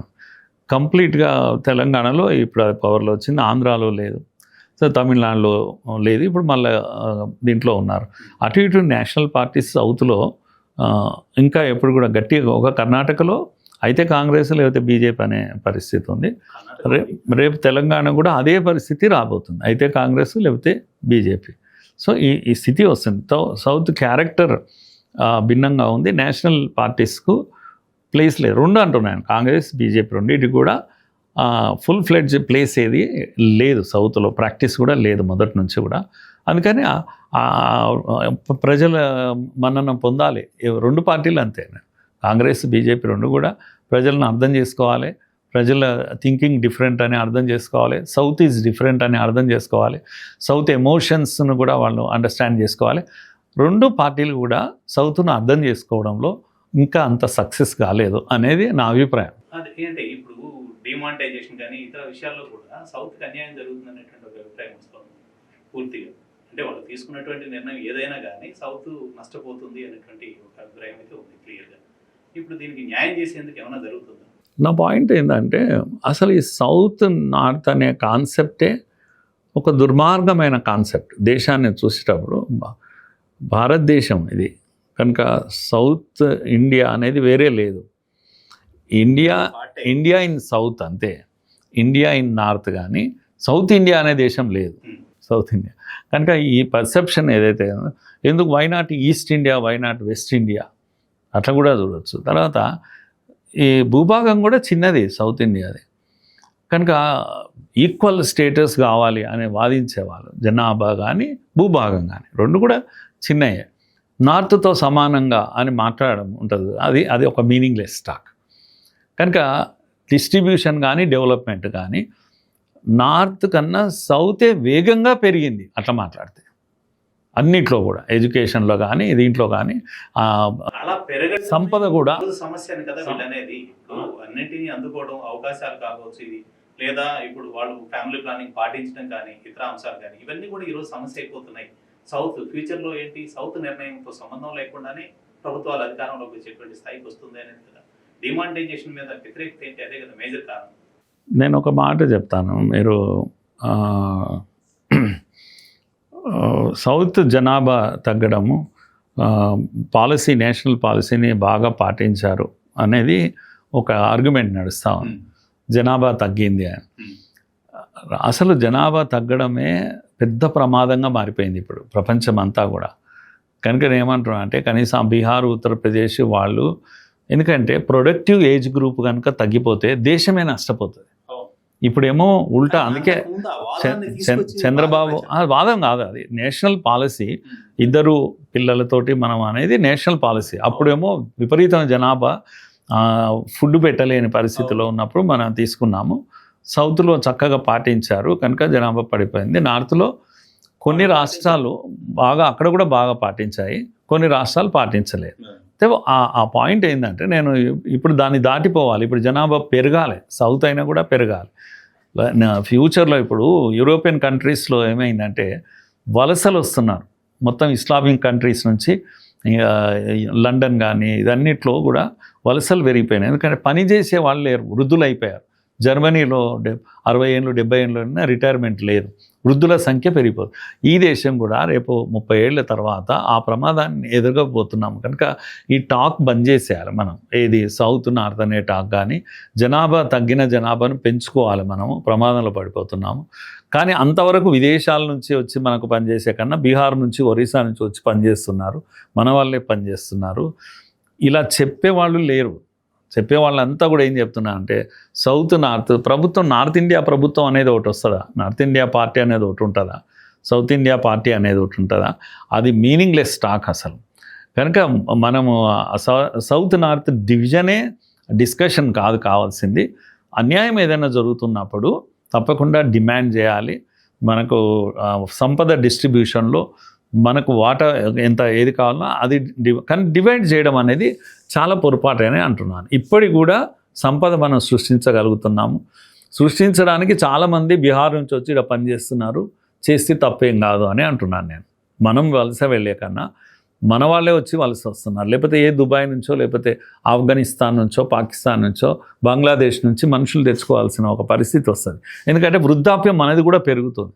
మనం ఇప్పుడు ఆలోచన చేయాల్సింది, వృద్ధాప్యం పెరుగుతుంది, వృద్ధుల సంఖ్య పెరుగుతుంది, ఎలా అని అందుకే చంద్రబాబు గారు ఒక స్కీమ్ ప్రకటించారు. పిల్లలకు మూడవ పిల్లకు 4వ పిల్లకు కూడా డబ్బులు ఇస్తున్నారు. అది ఊరికే ప్రకటించింది ఏం కాదు. సౌత్ ఇండియాలో ఆ ప్రమాదంలో పడబోతున్నాం, పిల్లల సంఖ్య పెంచాలి తొందరగా. ఇప్పుడు ఏబీవీపీకి సంబంధించినటువంటి నాయకులు చాలా కీలకమైనటువంటి స్థానాల్లో ఉన్నారు. అంటే ఏబీవీపీలో పనిచేసిన వాళ్ళు జాతీయ స్థాయిలో ఇవాళ ఎంపీలుగాను మంత్రులుగా కూడా ఉన్నారు. కానీ ఇక్కడ నేర్చుకున్నటువంటి క్యాంపస్ లెవెల్లో నేర్చుకున్నటువంటి నైతికత ఇవన్నీ లేకుండా ఢిల్లీ లెవెల్కి వెళ్ళిపోగానే వాళ్ళు రాజకీయాలు, గెలుపోవటములు ఈ క్యాలిక్యులేషన్లో పడిపోతున్నారు. దాన్ని మరి ఏం చేయాలి? ఏబీవీపీ ఏం చేయలేదు. అది ఉంటే బీజేపీ ఏదైనా చేయాలి, అట్లా ఉంటే కనుక మీరు చెప్పింది. కానీ అట్లా ఉంది అని నేనేమో అనుకోవడం లేదు. వాళ్ళ పరిస్థితులను బట్టి వాళ్ళు ఒకరు అలా ఉంటారు, ఒకరు ఇలా ఉంటారు. మనుషులం కనుక after all good and bad రెండూ ఉంటాయి. నేర్చుకోవాల్సినవి ఎంతో ఉంటాయి. ఏబీవీపీ అనేది చిన్న పీరియడ్, అది స్టూడెంట్హుడ్ అనేది. కనుక 22, 23 మ్యాక్సిమం 25 ఏళ్ళు దాటిపోయాక గ్రోత్ 6 ఏళ్లలోపు ఎలా వస్తుందో స్టూడెంట్ లెవెల్లో తను నేర్చుకున్నటువంటి వాల్యూసే కదా తర్వాత ఫ్యూచర్లో తను పాటించేది. అలాంటి వ్యక్తులు ఇప్పుడు వచ్చిన తర్వాత పూర్తిగా ఎంత మారిపోతున్నటువంటి తీరు ఎట్లా? నేనేమో మంచి వాళ్ళని చూస్తున్నా. అట్లా వచ్చిన వాళ్ళు చాలామంది, మోడీ ఇలాంటి వాళ్ళంతా కూడా నేనే దుర్యోధన కాదు, నాకు చెడ్డవాళ్ళే కనిపించడం లేదు, కానీ కళ్ళ ముందు కనిపిస్తున్నటువంటిది మంచి వాళ్ళు అయితే చాలా మంది కనిపిస్తారు, సంతోషపడుతున్నారు. అరే మా వాళ్ళు ఇంత బాగున్నారు, క్యారెక్టర్ వాళ్ళు ఎదిగిన తీరు ఓకే. కానీ ఇప్పుడు వాళ్ళ నైతికత అనేటువంటిది, ఆ వాల్యూస్ అని వదిలేసి పూర్తిగా పొలిటికల్ సిస్టంలోకి వెళ్ళిపోతున్నారు కదా. అంటే అసలు బీజేపీ అనేది సిద్ధాంతం నుంచి పక్కకు జరిగిపోతుందేమో అనేటువంటి అభిప్రాయం వస్తాం. ఇప్పుడు దాన్ని ఎలా చూడాలి చెప్పండి?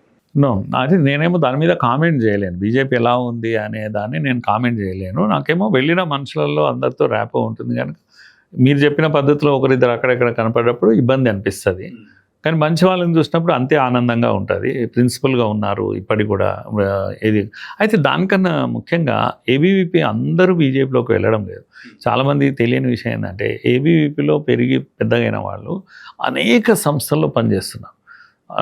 అంటే ఈ సామాజిక క్షేత్రంలో పనిచేస్తుంది. ఉదాహరణకు మీరు బిఎంఎస్ లాంటి ఒక సంస్థ, భారతీయ మజ్దూర్ సంఘ్, ఆల్ ఇండియా సంఘటన మంత్రి, ఆర్గనైజింగ్ సెక్రటరీ సురేంద్ర గారు మన తెలుగు ప్రాంతాల నుంచి, కర్నూలు జిల్లా, అతను లీడ్ చేస్తూ ఉన్నాడు. అట్లాగే లక్ష్మణ్ ఏబీవీపీ నుంచి ఏబీఆర్ఎస్ఎం అనే టీచర్స్ సంస్థ, అది దానికి ఆల్ ఇండియా ఆర్గనైజింగ్ సెక్రటరీగా ఉన్నారు. అట్లా సౌత్ నుంచి వెళ్ళిన వాళ్ళు చాలామంది, ముఖ్యంగా ఏబీవీపీ నుంచి వెళ్ళిన వాళ్ళు, రఘునందన్ గారు ఇంకొక సంస్థను, విద్యాభారతి సంస్థను లీడ్ చేస్తున్నారు. అట్లా రకరకాల సంస్థల్లో వెళ్ళి ఆర్ఎస్ఎస్ కూడా వెళ్ళారు చాలామంది. మా సునీల్ అంబేద్కర్ గారు మాకు ఆల్ ఇండియా బాధ్యతల్లో ఉన్నారు కనుక వాళ్ళు కనపడరు కనుక. ఎందుకంటే పొలిటికల్ ఫీల్డ్లో ఉన్నవాళ్ళు తొందరగా కనిపిస్తారు. ధర్మేంద్ర ప్రధాన్ ఏబీవీపీ నుంచి అంట కదా, ఎందుకని అంటే పాలిటిక్స్లో ఉన్నారు కనుక తొందరగా కనిపిస్తారు. కానీ ఎక్కువ మంది నేను ఏమంటున్నా అంటే 100 మంది బయటికి వస్తే 70 మెంబర్స్ వివిధ సంస్థల్లో, సామాజిక సంస్థల్లో ఉన్నారు. 20-30 మంది పాలిటిక్స్లో కూడా వెళ్ళారు. అందులో మంచి ఉన్నారు, చెడు ఉన్నారు. అంటే ఇప్పుడు సంఘం నుంచి కానివ్వండి, ఆర్ఎస్ఎస్ దేని నుంచి అయినా సరే గతంలో సిద్ధాంత బలం ఉన్నటువంటి వ్యక్తుల్ని, సిద్ధాంతాలను నమ్మినటువంటి వ్యక్తులు మాత్రమే బీజేపీని లీడ్ చేసినటువంటి పరిస్థితి. ఇవాళ పొలిటికల్ అవసరాల కోసం రకరకాల పార్టీల వ్యక్తులందరినీ కూడా చేర్చుకుంటూ వస్తున్నారు. నేను అనేది ఇందాక బీజేపీ సిస్టమ్ మారిపోతుందా అది? అంటే ఆ అవసరాలను బట్టి పొలిటికల్ పార్టీ ఎప్పుడు కూడా కమర్షియల్ పార్టీగా మారిపోతున్నట్టే కదా. కాదు, కాంగ్రెస్ కు దీనికి తేడా ఎక్కడ వస్తుంది? ఏ పార్టీనైనా చీల్ చేసి కలుపుతున్నప్పుడు పొలిటికల్ పార్టీ అంటేనే డోర్స్ ఓపెన్ ఉండాలి, వచ్చే వాళ్ళకి ఎప్పుడూ అవకాశం ఉండాలి. ఎందుకంటే ప్రజల మధ్య ఉండేది కనుక డోర్స్ ఎప్పుడూ ఓపెన్ ఉండాలి. అందరూ రావాలి, వచ్చే వాళ్ళు వస్తుంటారు, పోయే వాళ్ళు పోతుంటారు. ఇక్కడ ఉన్న వాతావరణాన్ని బట్టి ఈ కల్చర్కు అలవాటు పడి ఉండేవాళ్ళు మాత్రమే నిలబడతారు, మిగతా వాళ్ళు వెళ్ళిపోతుంటారు. జనరల్గా ఆర్గనైజేషన్ నుంచి వచ్చిన వాళ్ళు మొండిగా కూడా ఉండిపోతారు. ఇది ఇక్కడ పుట్టాం ఇక్కడే ఉంటాం అనేటువంటి దీంట్లో కూడా ఉంటారు. నా పాయింట్ ఏంటంటే వీళ్ళైనా సరే వచ్చి ఉండడం గొప్ప విషయం, ఎందుకంటే నష్టమైన లాభమైన ఉండడం అనేది చాలా గొప్ప విషయం. అలాగే బయట నుంచి వచ్చిన వాళ్ళు కూడా ఈ కల్చర్ను నచ్చి ఇక్కడే ఉండడం అనేది గొప్ప విషయం. కానీ ఫైనల్గా ఎవరైనా సరే పర్ఫార్మెన్స్ ఈజ్ వెరీ ఇంపార్టెంట్. మీరు పర్ఫామ్ చేయలేకపోతే బర్డన్ అవుతారు అని అంటున్నాను నేను. ఎవరైనా సరే ఇక్కడ నుంచి సంస్థల నుంచి వచ్చిన వాళ్ళు కానీ బయట నుంచి వచ్చిన వాళ్ళు కానీ పర్ఫార్మెన్స్ అనేది వెరీ ఇంపార్టెంట్. ప్రజలతో కాంట్రాక్ట్స్ ఉండాలి, ప్రజల మధ్య తిరగాలి, ప్రజా అభిమానాన్ని పొందాలి.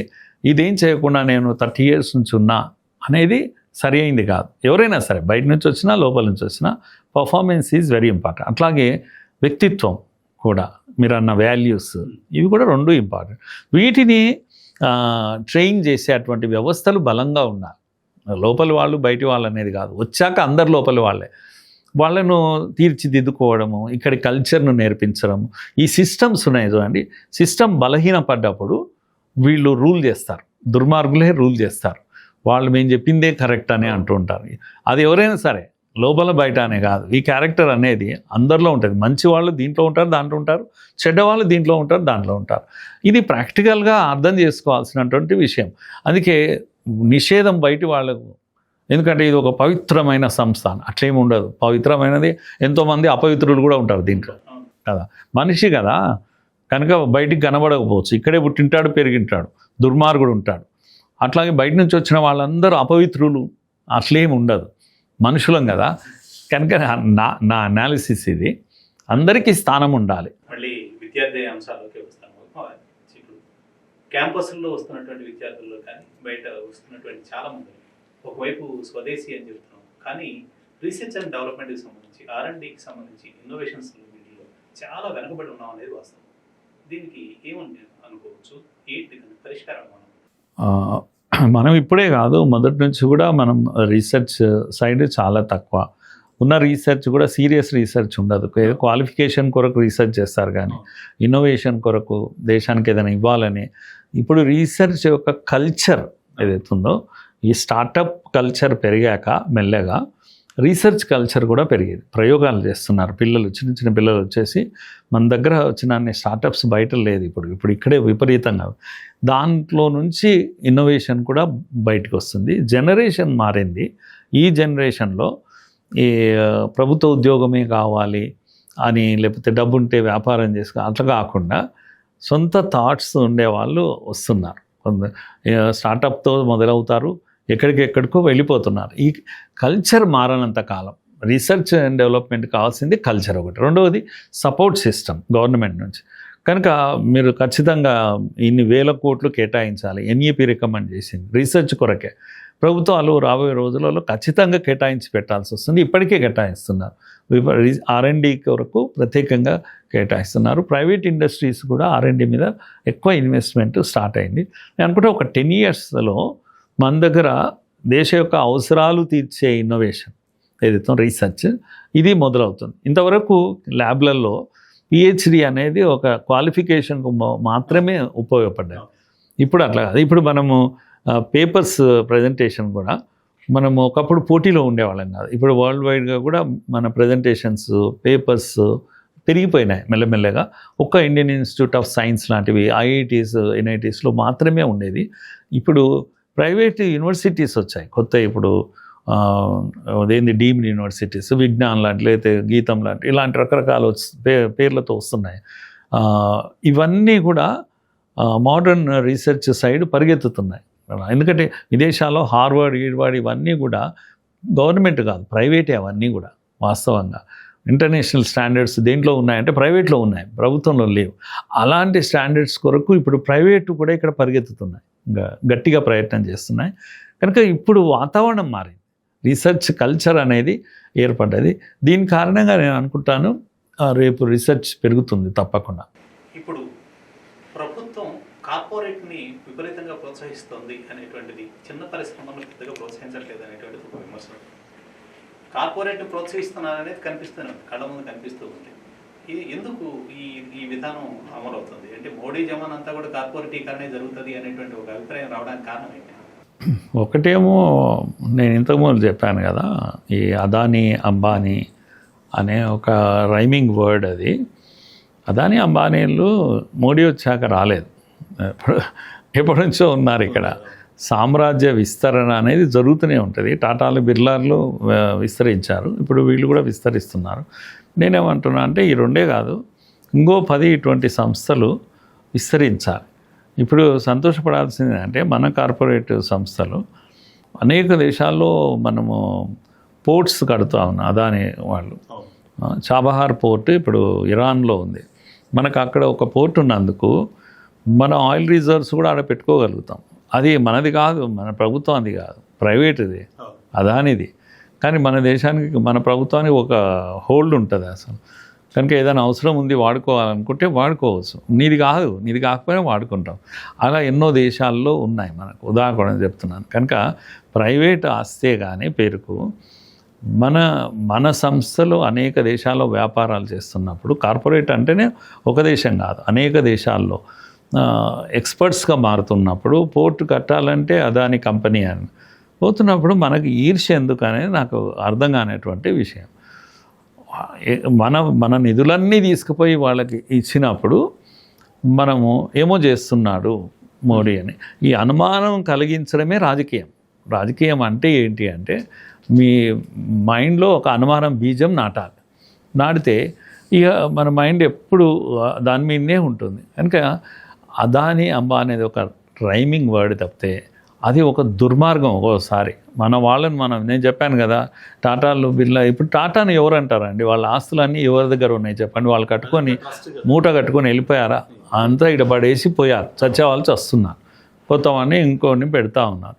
కనుక అనేక క్యాన్సర్ సంబంధించి అనేక హాస్పిటల్స్ ఇవన్నీ సేవా రంగాల్లో ఎన్నో చేస్తూ ఉన్నారు వాళ్ళు. కనుక దాన్ని మాట్లాడడం మనకు తెలియదు. అసలు విషయం ఏంటంటే వాళ్ళు ఇచ్చే సర్వీసెస్ ఈ కంట్రీకి మనకు తెలియదు. నేను అందుకే చాలాసార్లు చెప్తుంటాను, బిర్లాలో మొదటి బిర్లా ఇక్కడ హైదరాబాద్కి వచ్చారు, ఇక్కడ ఉద్యోగం చేసుకున్నారు. మీకు ఇక్కడ బిట్స్ పిల్లని ఎందుకు కట్టాడండి ఆయన? ఇక్కడ ఆ కృతజ్ఞతతో కట్టాడు. ఇక్కడ నవత్పాడ్ టెంపుల్ ఎందుకు కట్టాడు? బిర్లా టెంపుల్. సో ఇలా వీళ్ళంతా కూడా విస్తరణ అనేది, వాళ్ళ వ్యాపార విస్తరణ అనేది ఎప్పటి నుంచో చేస్తూ వచ్చారు, ఇప్పుడు కూడా చేస్తున్నారు. ఇప్పుడు వేగంగా డెవలప్ అవుతున్నందుకు సంతోషించాలి. ఒకటి, వీళ్ళతో ఏ రాష్ట్ర ప్రభుత్వము వాళ్ళకు రెడ్ కార్పెట్ పెట్టి వెల్కమ్ చేయలేదు అని నాకు చెప్పండి. ఇంక్లూడింగ్ కేరళ సిపిఎం ప్రభుత్వం కానుంచి అందరూ అదానీలను అంబానీలను వెల్కమ్ చేసిన వాళ్ళు ఎంఓయూ కుదుర్చుకున్నామని గర్వంగా మీటింగ్ పెట్టి చెప్తూ ఉంటారు. కనుక అది అంత పాపాన్ని మోడీ మూట కట్టేసి పడేస్తాము అంటే పడేయండి, ఇబ్బంది లేదు. మీ రాజకీయాలు ఇలాగే ఉంటాయి ఈ దేశంలో. కనుక కార్పొరేటైజేషన్ అనేది బిజినెస్లో మంచిది, విద్యారంగంలో ఉండొద్దు. మీరు దాన్ని మాట్లాడరు ఎప్పుడు కూడా. విద్యారంగంలో ఎందుకు నేను ఈ మాట చెప్తున్నా అంటే, కార్పొరేట్లో ఒకటి ఏముంటుంది అంటే, ఉదాహరణకు మీరు బాటా టాటా ఉంటాయి, బాటా చెప్పులు ఎక్కడో స్కిన్ ఎక్కడో కొంటారు, ఇంకెక్కడో కొంటారు, తయారు చేస్తారు. కానీ ఢిల్లీలో అమ్మినా ఇక్కడ అమ్మినా క్వాలిటీ సేమ్ ఉంటుంది. రేటు కూడా సేమ్ ఉంటుంది. కనుక క్వాలిటీ చూసి బాటా చెప్పులు కొంటారు. ఇప్పుడు నారాయణ అనేది క్వాలిటీ సేమ్ ఉంటుందా? విజయవాడలో నారాయణ ఉంది, ఇక్కడ నారాయణ ఉంది, సేమ్ టీచర్ ఉంటాడా? ఉండడు, ఏది ఉండదు. మరి పేరు బ్రాండ్ ఉంది కనుక బ్రాండింగ్ చేసి అమ్మినప్పుడు గ్యారంటీ క్వాలిటీ లేదు, కానీ మరి ఎందుకు అమ్మనిస్తున్నాం? ఇది మోసం అని అంటున్నాను. కనుక ఒక్క ఇన్స్టిట్యూట్లో ర్యాంక్ వస్తే 100 ఇన్స్టిట్యూట్లో వచ్చినట్లు భ్రమ కలిగించి అమాయక పేరెంట్ ఏం చేస్తారంటే దీనికే ర్యాంక్ వచ్చింది అని అడగాలి. ఏ బ్రాంచ్లో వచ్చినా మనకి తెలియదు అసలు. కనుక ఈ కార్పొరేటైజేషన్ అనేది ఒక పెద్ద మోసము. ఇది ఒక పార్టీకి ఆపాదించడం కాదు, కార్పొరేటీకరణ వ్యాపారంలో జరగాల్సిందే, జరిగితేనే ఉత్పత్తి పెరుగుతుంది. కనుక అన్నీ ప్రభుత్వము పెట్టుబడులు పెట్టలేదు. ప్రభుత్వం విద్య, వైద్యము వీటికి పెట్టుబడులు పెట్టి మిగతా అన్నిటినీ బిజినెస్ పని ప్రభుత్వంది కాదు. అందుకని ఇదంతా కూడా ఒక బ్లేమ్ గేమ్ అని నేను అంటున్నాను. ఇప్పుడు ఏంటంటే ఉత్పత్తి పెరుగుతూ ఉంది, సంతోషించాలని అంటున్నాను. చివరిగా చెప్పండి, ఇప్పుడు ఉన్నటువంటి విద్యార్థులకి, ఏబీవీపీ అని కాదు, విద్యారంగంలో ఇప్పుడు చదువుకుంటున్నటువంటి విద్యార్థులందరికీ ఎలాంటి సూచనలు చేస్తారు? ఒకటి, మోడర్న్ ట్రెండ్స్లో న్యూ ఎడ్యుకేషన్ పాలసీ కాదు, న్యూ ఎడ్యుకేషన్ ట్రెండ్స్ మారిపోతున్నాయి. టీచింగ్ కమ్యూనిటీ కూడా చాలా మారాల్సిన సమయం వచ్చేసింది. కనుక గతంలో నేను పాఠం చెప్తేనే పిల్లవాడు చదువుకునేవాడు. నా పాఠం కొరకు ఇప్పుడు పిల్లలు ఎదురు చూడడం లేదు. కనుక టీచర్స్ అందరు మారాల్సింది ఏంటంటే, నీ పాఠం కోసం వాడు ఎదురు చూసే రోజులు పోయినాయి. వాడు యూట్యూబ్లో ఫిజిక్స్లో ఒక లెసన్ వినాలంటే అక్కడ ఎక్కడనో మహారాష్ట్రలో ఒక టీచర్ చెప్తాడు, చాలా పాపులర్ ఉంటాడు, ఆయన లెసన్స్ అన్నీ నేను వింటుంటాడు. నీ క్లాస్కి వచ్చే వరకు అన్నీ విని వచ్చింటాడు వాడు. కనుక ఇప్పుడు నువ్వు కొత్త ట్రెండ్ ఏంటి అంటే, వాడికి నువ్వు ముందు రోజే లింక్స్ ఇచ్చేసి ఈ లింక్స్ చూడండి, మీరు మొబైల్ ఉంది కదా అని ఎంగేజ్ చేయాలి స్టూడెంట్ను. కనీసం పాఠాల్లో ఎంగేజ్ చేయొచ్చు. టెక్నాలజీ ఎంత విస్తరించింది అంటే, పిల్లలు అవన్నీ చూసి వచ్చాక క్లాస్ రూమ్లో కేవలం డిస్కషన్ చేసి, ఆలోచింపజేసి, కొత్త ఈ విషయాలు ఏమన్నట్టు తెలియని విషయాలు ఉంటే గైడ్ చేస్తే, అందుకే టీచర్లు అందరూ కూడా టీచర్లుగా కాదు ఇప్పుడు మెంటార్గా మారాలి. పిల్లలను దగ్గర తీసుకొని ముచ్చటబెట్టి బలహీనమైన పిల్లలను, కనుక నీ పాఠము నీ పుస్తకము అవుట్డేటెడ్. అది కనుక ప్రపంచంలో ఉన్న నీ ఒక్క టాపిక్ మీద ఉండొచ్చు, ఆ టాపిక్ మీద 100 విషయాలు ఉన్నాయి. అమెరికాలో ఏం జరుగుతుంది, ఇక్కడ ఏం జరిగింది, కనెక్ట్ చేయొచ్చు. కనెక్ట్ చేయాల్సిన టైం వచ్చేసింది. ఓల్డెన్ డేస్ టీచర్ లాగా ఒక్కొక్క పారాగ్రాఫ్ చెప్పి ఇక్కడ నుంచి ఇక్కడికి చదువుకోండి, బట్టి పట్టండి, ఈ సిస్టమ్ నుంచి బయటపడాల్సింది ఉంది. అట్లాగే పిల్లలు కూడా ఇంకా క్లాస్ రూమ్ అని చూడకుండా మీరు ఏమంటాం, అదర్ దెన్ బుక్ అంటాం. ఎప్పుడు కూడా చాలా విషయాలు అవుట్ ఆఫ్ ది సిలబస్ చదవగలిగే వాళ్ళు, ఎప్పుడైనా కూడా టెక్స్ట్ బుక్ను మించి చదువుతున్న పిల్లలే భవిష్యత్తు నిర్మాణం. సత్యనారాయణ లాంటి వాళ్ళు, ఆయన టీచర్ ఓ రోజు చెప్తున్నాడు, వాళ్ళకి పాఠం చెప్పాడంట. ఇంగ్లీష్ మాస్టర్ ఊరికే నవ్వుతూ, మీరు సత్యనారాయణకి పాఠం చెప్పారా సార్ అని. చెప్పాను. ఎలాంటి స్టూడెంట్? ఇక్కడే కదా, పబ్లిక్ స్కూల్లో చదువుకున్నాను. వాడు విధవా అన్నాడు. ఎందుకు అలా అంటే, లాస్ట్ బెంచ్లో కూర్చునేవాడు, ఎప్పుడు కింద ఒక నవల పెట్టుకునేవాడు, చదివేవాడు, వాడు నా క్లాస్ వినేవాడే కాదు అని. అంటే అర్థమైందంటే ఎక్స్ట్రా చదువుతారు ఈ పిల్లలు, ఎక్స్ట్రా చదివే కెపాసిటీ ఉంది, అందుకే అంత అవుతుంది. ఈ ఎక్స్ట్రా ఏదైతుందో దీన్ని ప్రజెంట్ టీచర్ కనెక్ట్ చేయగలిగితే మోడర్న్ రేస్లో పిల్లలందరూ మిరకిల్స్ చేయడానికి. మీరు అమెరికాలో అదేంటంటే స్పెల్ బీ టెస్ట్ అని జరుగుతుంది, ప్రతి ఏడాది జరుగుతుంది. మీరు చూడండి, లాస్ట్ 10 years గూగుల్ సెర్చ్ చేయండి. స్పెల్ బీ టెస్ట్లో మొన్నసారి వచ్చినప్పుడు కూడా ఫస్ట్ ఇండియన్ వచ్చారు, సెకండ్ కూడా ఇండియన్ వస్తారు. 10 years నుంచి మీరు చూడండి, స్పెల్ బీలో టాపర్స్ అంతా ఇండియన్స్ అయ్యారు. మన ఇండియన్స్ యొక్క జీన్స్ వేరే ఉన్నాయి, కనుక యూరోపియన్స్ను అధిగమించి వెళ్ళిపోతూ ఉన్నారు. కానీ వాళ్ళను ప్రాపర్ లైన్లో పెట్టగలిగితే పేరెంట్స్ కానీ వాళ్ళను సరిగ్గా అర్థం చేసుకొని వాళ్ళకు పుష్ చేయగలిగితే వండర్స్ చేస్తారు. ఈ ప్రపంచానికే వండర్స్ చేసేటువంటి పిల్లలు మన దగ్గర, మన jeans different jeans, mathematical jeans ఉన్నాయి మన దగ్గర. ఇవి ప్రపంచంలో ఎవరికీ లేవు. వండర్స్ చేయగలుగుతాం అనేది నా ఉద్దేశం. అందుకని ఏఐ వచ్చింది, అది వచ్చింది, భయపడే పని లేదు. ముఖ్యంగా భారతీయ విద్యార్థులు, వేరే వాడు భయపడాల్సిన పని ఉంటుంది, కానీ మీరు కాస్త వదిలేయండి. మొన్న మీరు చూసారండి, అది నీట్ పేపర్ లీక్ అయింది. OSM అని CBSEలో ఒక సమస్య వచ్చింది. అది ఎవరు బయట పెట్టారు? వాడు పిల్లోడు 10th class పిల్లోడు ఆయన బయట పెట్టాడు. అదేంది, పార్లమెంటరీ కమిటీ అబ్బాయిని పిలిచింది, పేరు నాకు గుర్తు రావడం చాలా బాగుంది. వెళ్ళి వాడు ప్రజెంటేషన్ చేశాడు. ఎందుకంటే వాడు హ్యాక్ చేస్తాడు, హ్యాక్ చేసి ఇదంతా చూస్తుంటాడు, చూసి అన్యాయం జరిగిందని బయట పెట్టాడు. కనుక ఏ పిల్లోడైతే పరీక్ష రాస్తున్నాడో వాడికి దీన్ని మించిన నాలెడ్జ్ ఉంది మన దగ్గర. దీన్ని మనం గుర్తించగలగాలి. ఇండియా ఒక అద్భుతమైన దేశం ఇది. కనుక మారుతున్న ఈ పరిస్థితులకు టీచర్, పేరెంట్ బాగా అందిపుచ్చుకొని పిల్లలను మీరు పుష్ చేయగలిగితే అద్భుతాలు సృష్టిస్తామనే ఒక విశ్వాసం నాకు. Okay, thank you sir. ఇది మనోహర్ గారి అభిప్రాయం. మొత్తం మీద విద్యార్థి దశ నుంచి జాతీయ రాజకీయ అంశాల వరకు కూడా చాలా విషయాలు ప్రస్తావించారు. కొన్ని విషయాల్లో చాలా స్పష్టంగా తన అభిప్రాయాన్ని చెప్పారు. ఖండించడానికి కూడా ఏమాత్రం మొహమాట పడకుండా లేదు. అలాగే జాతీయ స్థాయిలో ఉన్నటువంటి ఇబ్బందుల గురించి, అలాగే పార్టీలు వ్యవహరిస్తున్నటువంటి తీరు, నాయకులు వ్యవహరిస్తున్న తీరు గురించి విస్పష్టంగా చెప్పినటువంటి తీరు గమనించాం. ఇది ఈనాటి ఇంటర్వ్యూ. మరో ఇంటర్వ్యూలో మళ్ళీ కలుద్దాం. అంతవరకు సెలవు. నమస్తే.